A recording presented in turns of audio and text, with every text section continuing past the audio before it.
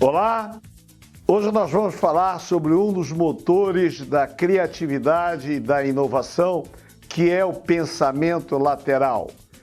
Meu nome é Rodolfo Stoner, sou o criador desse canal aqui no YouTube sobre gerenciamento de projetos, gestão da manutenção, tópicos de liderança e gestão. E se você se interessa por esses tópicos, em algum local dessa tela há um botão vermelho para você clicar em assinar o canal e ser sempre informado dos novos lançamentos. Muito bem, em que consiste o pensamento lateral? Esse conceito foi criado por Edward de Bono, médico, psicólogo, palestrante mundialmente reconhecido, que fez as primeiras referências ao pensamento lateral em seu livro O Mecanismo da Mente. O pensamento tradicional tem a ver com a análise, o julgamento, argumentos, e em um ambiente estável, dentro do qual vivemos por séculos, isso era suficiente para identificar situações e propor soluções.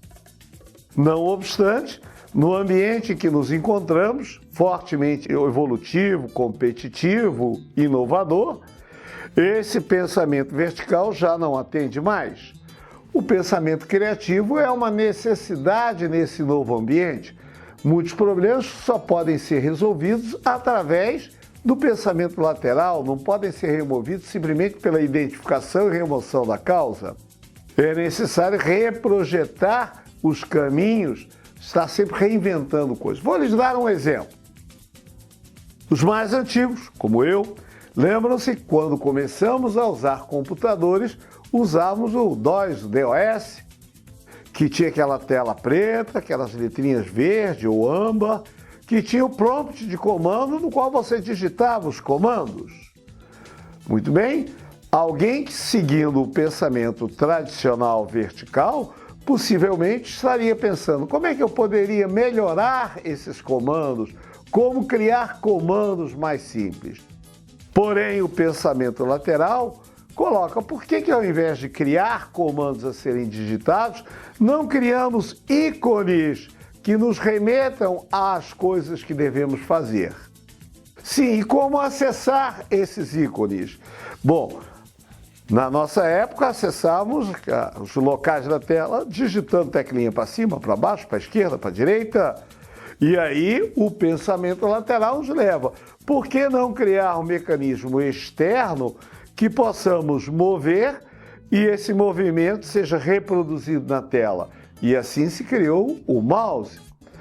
Também o pensamento lateral evolui e a partir de simplesmente do mouse temos, por exemplo, a tela touchscreen. Para que ficar mexendo no mouse? Eu ainda gosto bastante do mouse. Porém, para muitas coisas, realmente o teclar na tela, o tocar na tela é muito mais eficaz. Então, tudo isso aí é fruto não do pensamento vertical, e sim do pensamento lateral. E vou aqui tecer algumas comparações entre o pensamento lateral e o pensamento vertical. O pensamento vertical é seletor, há opções, eu escolho a melhor opção. O pensamento lateral é gerador, eu não vou escolher opções, eu vou gerar opções. O pensamento vertical, como o nome já o diz, só se move na direção existente, na direção vertical, enquanto que o pensamento lateral cria suas direções. Verticalmente eu só tenho uma direção, lateralmente eu tenho infinitas. O pensamento vertical é analítico, enquanto que o pensamento lateral é provocador. O pensamento vertical é sequencial, enquanto que o pensamento lateral dá saltos. O pensamento vertical usa a negativa para evitar certos passos. No pensamento lateral não existe a negativa. O pensamento vertical procura os caminhos mais prováveis. O pensamento lateral explora os caminhos menos prováveis. Vou lhes dar um exemplo. Imagine essa sequência de figuras que você vê aí. Observe que a cada nova figura vai se agregando essas novas figuras, formando uma nova figura consistente. Porém, quando chega na hora de colocar a peça número 6, Todos nós vamos ter muita dificuldade. Não obstante, se nós voltarmos ao início e começarmos o problema desde o início, como vemos nesta figura agora, observe que agora a coisa faz sentido. Reagrupando as figuras de uma maneira diferente, a sexta figura se enquadra de forma consistente, lógica, formando uma nova figura. Então, reparem que no ambiente corporativo isso muitas vezes ocorre. Nós tentamos resolver o problema, o próximo passo, baseado nos passos anteriores. Poucos são aqueles que ousam reconstruir todo o caminho a partir do início. E será difícil, se você não recomeçar, você conseguir vislumbrar esse próximo passo que dá consistência. Um outro exemplo, este mais conhecido, é passar com 4 segmentos contínuos de reta por esses 9 pontos do quadrado. Talvez vocês já conheçam. Porém, a solução é essa que eu estou lhes mostrando. E a primeira pergunta que vem daqueles que não o conheciam é: mas podia sair dos limites do quadrado? Mas quem disse que não?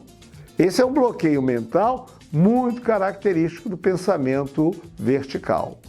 Então, nos dias atuais de criatividade, inovação, de mudanças constantes, devemos abandonar o pensamento tradicional, pelo menos na maioria das vezes, e abrir nossas mentes para o pensamento lateral. Mais uma vez, se você gostou, em algum local da tela há um botão vermelho para você clicar e assinar o canal. E, além disso, compartilhe com seus amigos, faça seus comentários, dê o seu like. Por hoje é só. Obrigado!